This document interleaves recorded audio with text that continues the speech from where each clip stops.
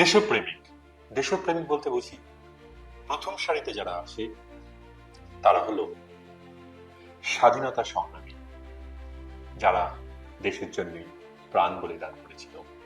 কিন্তু আজ বলবো আমরা এমন একজনের কথা যার নাম সর্বসমক্ষে আসেনি, আর দেশপ্রেমিক হিসেবে আমার মনে হয় তার নাম প্রথমেই আসা উচিত।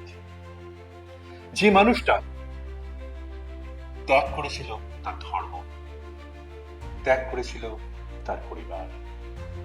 সাল 1952, তারিখ 11 এপ্রিল।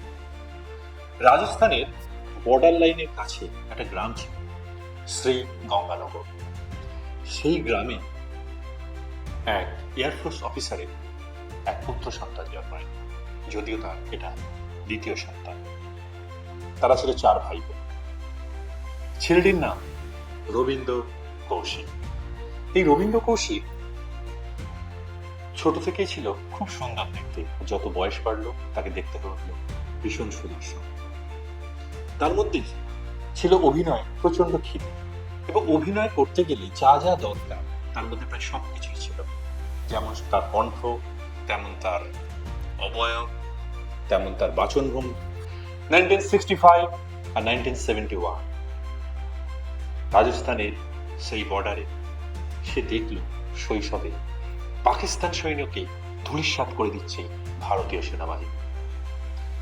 তখন থেকে রবীন্দ্রর বুকে জাগল দেশপ্রেম। আর রক্তে ছিলই তো দেশপ্রেমের নেশা, কারণ পরিবারটি ছিল ভীষণভাবে দেশপ্রেমিক। সাল 1973।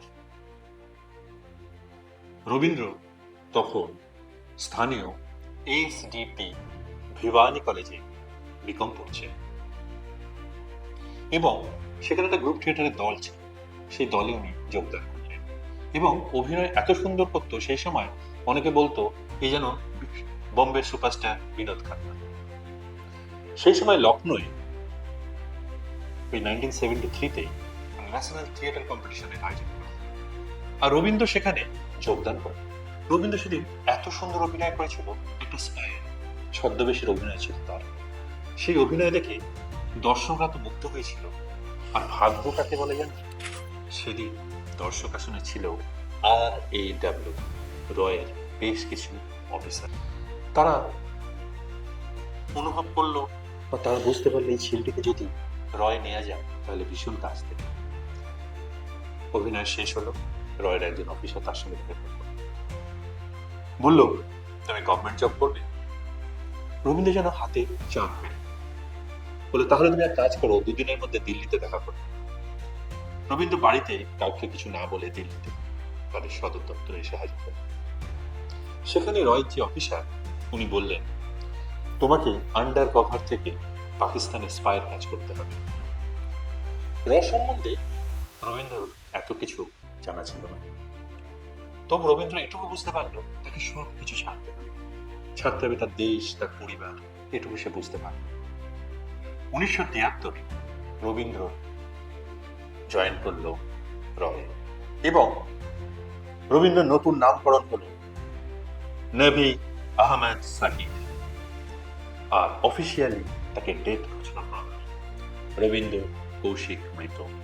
1975-এ রবীন্দ্রকে পাঠানো হলো পাকিস্তানে, কিন্তু দুবাই হয়ে। তাকে বানিয়ে দেওয়া হলো রেশন কার্ড, একটা থাকার জায়গা, এবং পাকিস্তানে থাকার জন্য একজন মুসলিমের যা যা লাগতে পারে তার সমস্ত ব্যবস্থা করে দিল, এবং কাগজপত্র তৈরি করে দেওয়া। রবীন্দ্র সেখানে গিয়ে নতুন নাম দিল নবী আহমেদ সাকিব। এই নবী আহমেদ সাকিব ওখানে গিয়ে করাচি বিশ্ববিদ্যালয় লতে ভর্তি হল। এরপর একদিন সে দেখলো পাকিস্তানের মিলিটারিতে লোকজন নিচ্ছে। রবীন্দ্র রকে বলল আমি জয়েন করতে চাই। ওরা বারণ করে, কারণ যে কাগজপত্রগুলো করা হয়েছে যদি কোনো তথ্য ভুল করে ধরা পড়ে তাহলে মুশকিল হয়ে যাবে। কিন্তু রবীন্দ্র চেষ্টা ছাড়ল না, সে অ্যাকাউন্ট্যান্ট হিসেবে জয়েন করল। কিছুদিনের মধ্যে রবীন্দ্রর কাজের উৎকর্ষতা, তার পরিশ্রম, তার ব্যবহার এবং তার বুদ্ধিমত্তা এ ভীষণভাবে মিলিটারি অফিসারদের চোখে পড়ল। তাকে কমিশন এজেন্ট হিসেবে নিয়োগ করা হলো। 1979 হলো পাকিস্তানের মেজর। আর মেজর হওয়ার সঙ্গে সঙ্গে তার কাছে মিলিটারি অর্থাৎ পাকিস্তান মিলিটারির সমস্ত তথ্য ওপেন সিক্রেট হয়ে গেল। সেই তথ্যগুলো পাঠাতে শুরু করলো ভারতবর্ষে। রয়ের থেকে ভারতীয় মিলিটারি সমস্ত খবরগুলো পেত এবং পাওয়ার পর তারা ভীষণভাবে উপকৃত হয়েছিল। একবার রবীন্দ্রর একটা ইনফরমেশনের জন্য প্রায় 20,000 মিলিটারি বেঁচে গিয়েছিল ভারতবর্ষে প্রচুর সম্পত্তি, বেঁচে গিয়েছিল ভারতবর্ষে প্রচুর জীবনহানি থেকে। গণহত্যা বা সন্ত্রাসবাদের সমস্ত ছক বানচাল করে দিত ভারতীয় সেনাবাহিনী। কারণ ভারতীয় সেনাবাহিনী তো আগেই জানতে পারতো যে পাকিস্তান কি করবে, সেই জন্য তারা প্রস্তুত হয়ে থাকতো। পাকিস্তানে কিন্তু সন্দেহ বলে আমরা যেখানেই যাই না কেন কিভাবে জানতে পারছি আমাদের আগাম পরিকল্পনা। সেই সময় ইন্দিরা গান্ধীর কানে এই খবরটা পৌঁছলো। উনি তার নাম দিলেন দ্য ব্ল্যাক টাইগার। মিলিটারিদের মুখে মুখে একটাই নাম তখন, দ্য ব্ল্যাক টাইগার। কি ব্ল্যাক টাইগার কেউ কিন্তু জানতো না। এই ব্ল্যাক টাইগার ওই 4 বছরে এত খবর ভারতবর্ষের মিলিটারিকে দিয়েছিল, এমনকি কোথায় পারমাণবিক কেন্দ্র তৈরির জন্য প্রস্তুতি চালাচ্ছে সে খবর দিয়েছিল। এইভাবে ভারতীয় সেনাবাহিনী রয়ের মাধ্যমে অনেক আক্রমণকে ব্যর্থ করে দিয়েছেন পাকিস্তানের। এর মধ্যে রবীন্দ্র বেশ কয়েকবার ভারতবর্ষে এসেও ছিল, কিন্তু রবীন্দ্র আসতো সৌদি আরব দিয়ে। কেন সৌদি আরব দিয়ে আসতো? কারণ সৌদি আরব দিয়ে এলে রবীন্দ্র সুবিধে হতো না, রবীন্দ্র সুবিধা এখানে সৌদি আরব দিয়ে এলে সুবিধে হওয়ার কথা ভারতীয় সেনাবাহিনীর, ভারতের গুপ্তচর সংস্থা যাতে সন্দেহ করতে না পারে। এর মধ্যে রবীন্দ্র আমিন বলে একটি মেয়েকে বিয়ে করলেন, ওখানে এক মিলিটারি অফিসারের মেয়ে। গোলা বারুদ, আগুন, আর তার মধ্যে ছিল রবীন্দ্রের প্রেম। আমিনকে রবীন্দ্র সত্যিই ভালোবাসত। তার একটা পুত্র সন্তান হলো। বারুদ ও গোলার মাঝে যে ভালোবাসা আছে এটা ওদের দুজনকে দেখলেই বোঝা যেত। রবীন্দ্র আমিনকে ভীষণ ভালোবাসত, কিন্তু ঘুণাক্ষরেও কোনোদিন বলেনি সে যে ভারতীয় স্পাই রয়ের হয়ে কাজ করছে।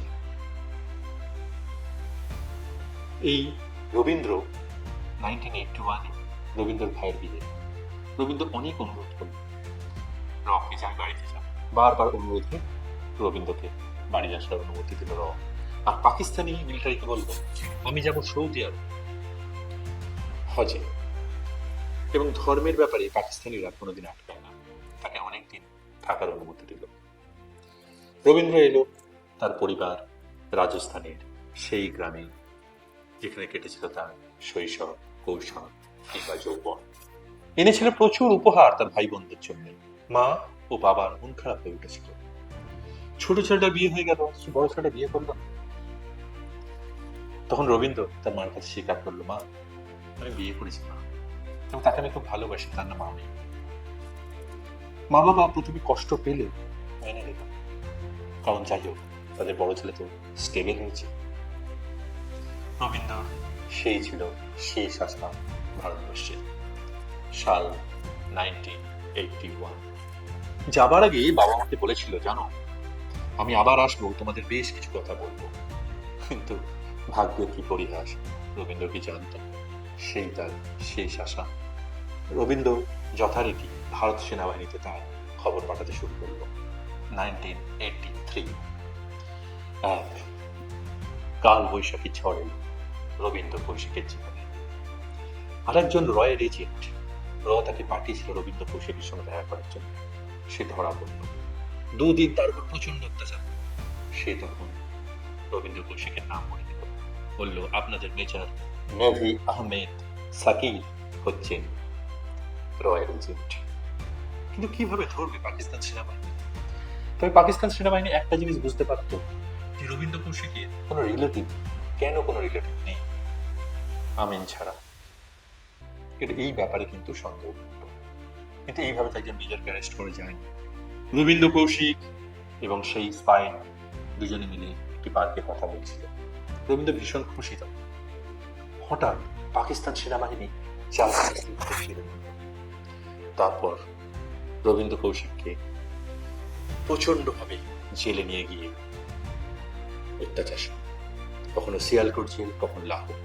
তার নখ, তার চুল সমস্ত কিছু ছিঁড়ে নেওয়া, নখগুলো উপড়ে ফেলা, লম্বা লম্বা বরফের চায়ের উপর তাকে শুয়ে ফেলা হতো। রবীন্দ্র কিন্তু মুখ দিয়ে একটা কথাও বের করত না। তার ভারত মাতার কোনো খবর।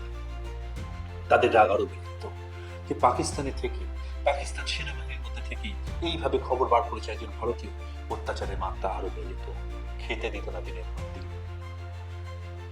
এইভাবে 1983 থেকে তার উপর অত্যাচার শুরু হলো। বিচার হলো, বিচারে তাকে মৃত্যুদণ্ড দেওয়া হলো। কিন্তু তারপর আবার পুনর্বিচার হয়, তাতে তাকে যাবজ্জীবন কারাদণ্ড আদেশ দেওয়া হয়। আর এই সময় তার উপর হয় প্রচন্ড অত্যাচার। এই 16 বছর রবীন্দ্র লুকিয়ে লুকিয়ে অনেকগুলো চিঠি তার পরিবারকে দিয়েছিল। আর তার পরিবার সেই চিঠিগুলো নিয়ে গিয়েছিল গভর্নরের কাছে কিংবা সরকারি উচ্চ মহলে। কিন্তু দুঃখের বিষয়, ভারত সরকার কোনোভাবেই তা স্বীকার করেনি, মানে সম্পূর্ণ অস্বীকার করেছিল যে রবীন্দ্র কৌশিক বলে তাদের কোনো স্পাই পাকিস্তানের আছে। লাস্ট যে চিঠিটা রবীন্দ্র কৌশিক লিখেছিলেন তাতে লিখেছিল, আমি যদি আমেরিকার হয়ে কাজ করতাম 3 দিনের মধ্যে আমাকে উদ্ধার করত। এত বড় দেশ এই ভারতবর্ষ, একবারও আমার কথা ভাবলো না। পরবর্তীকালে রবীন্দ্র কৌশিকের ভাই একই কথা বলেছিল যে যে ভারত মাতার জন্য জীবন, প্রাণ, ধর্ম, যৌবন, দেশ, পরিবার সমস্ত কিছু ছেড়ে দিল, ভারতের উচ্চপদস্থ কর্তারা, আমলারা কিংবা তৎকালীন সরকার, কেউ কি একবারও ভাবতে পারল না? এরপর রবীন্দ্রর 49 বছর বয়সে মৃত্যু হয় যক্ষা রোগে, সাল 2001। এবং সেদিন রবীন্দ্র জোটে না কোনো সম্মান, গান স্যালুট তো দূরের কথা, রবীন্দ্রকে ওখানেই কবর দেওয়া হয়। যদি কোনো দেশের গুপ্তচর যদি অন্য দেশে ধরা পড়ে, যে দেশ থেকে পাঠানো হয়েছিল সেই দেশ কিন্তু সম্পূর্ণ অস্বীকার করে বা কোনো দায়িত্ব নেয় না। কিন্তু তা বলে কি আমরা অস্বীকার করতে পারি? আজকে সোশ্যাল মিডিয়ার যুগে রবীন্দ্র কৌশিকের নাম হয়তো অনেকের কাছে, কিন্তু তার দেশপ্রেম, তার কষ্ট, তার উপর অমানসিক অত্যাচার, এর কি কোনো ব্যাখ্যা আছে? যাকে ব্ল্যাক টাইগার বলা হতো, সেই ব্ল্যাক টাইগার কি তার প্রাপ্য সম্মানটুকু পেত? রবীন্দ্র কৌশিক যতদিন বেঁচে ছিলেন, মানে বিচার প্রক্রিয়ার মধ্যে ছিলেন, ভারত সরকার শুনেছি 500 টাকা করে তার মা বাবাকে দিতেন। রবীন্দ্র কৌশিক এখন মারা গেলেন 49 বছর বয়সে, তারপর থেকে সেটাও বন্ধ হয়ে যায়। আজ আমরা একটা কথাই বলতে পারি, এনেছিলে সাথে করে মৃত্যুহীন প্রাণ, মরণে তুমি তাহা করে গেলে দান। আর রবীন্দ্র কৌশিকের জন্য বলতে পারি, বন্দে মাতরম, জয় হিন্দ। ভারত মাতার সন্তান রবীন্দ্র কৌশিক, তোমার সালাম।